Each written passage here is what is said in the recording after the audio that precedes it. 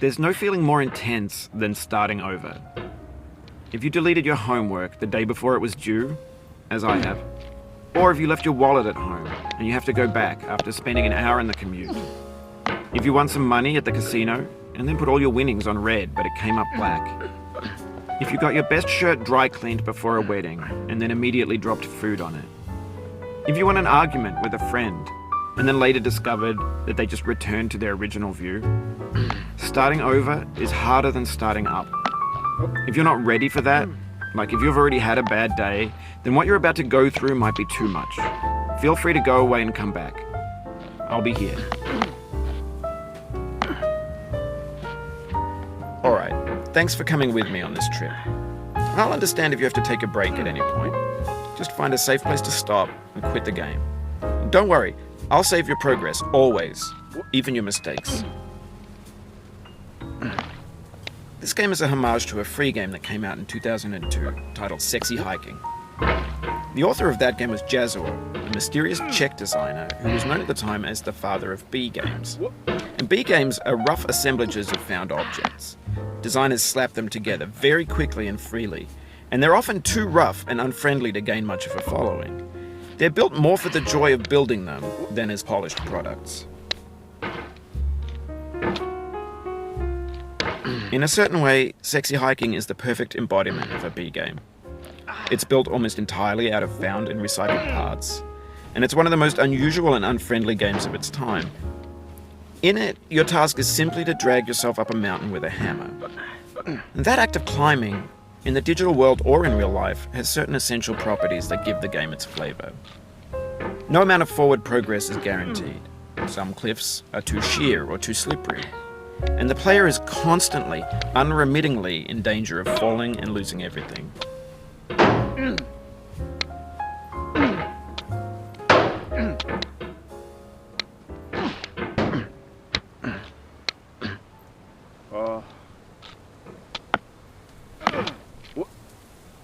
Oh, you just lost a lot of progress.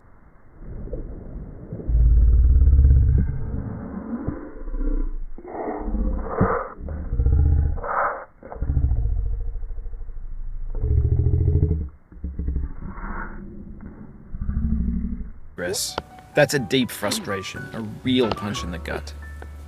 No.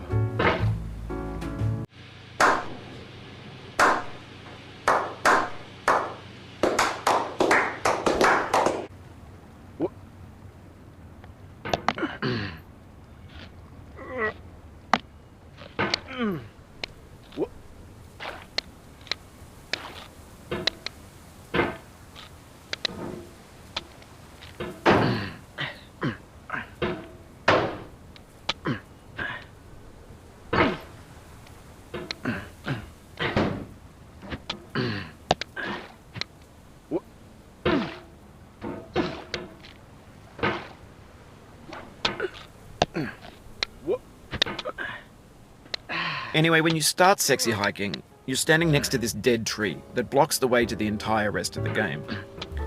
It might take you an hour to get over that tree, and a lot of people never got past it. You prod and you poke at it, exploring the limits of your reach and your strength, trying to find a way up and over. And there's a sense of truth in that lack of compromise. Most obstacles in video game worlds are fake. You can be completely confident in your ability to get through them once you have the correct method or the correct equipment or just by spending enough time. In that sense, every pixelated obstacle in Sexy Hiking is real. A few moments later. Stick to the process of building a game about climbing. A funny thing happened to me as I was building this mountain. I'd have an idea for a new obstacle, and I'd build it, test it, and it would usually turn out to be unreasonably hard. But I couldn't bring myself to make it easier. It already felt like my inability to get past the new obstacle was my fault, as a player rather than as a builder. Imaginary mountains build themselves from our efforts to climb them, and it's our repeated attempts to reach the summit that turns those mountains into something real.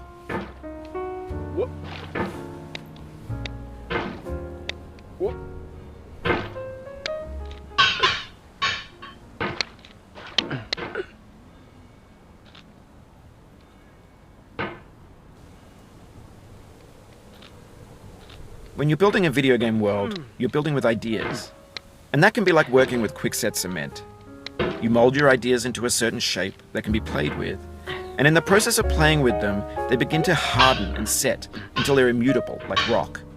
And at that point, you can't change the world, not without breaking it into pieces and starting fresh with new ideas.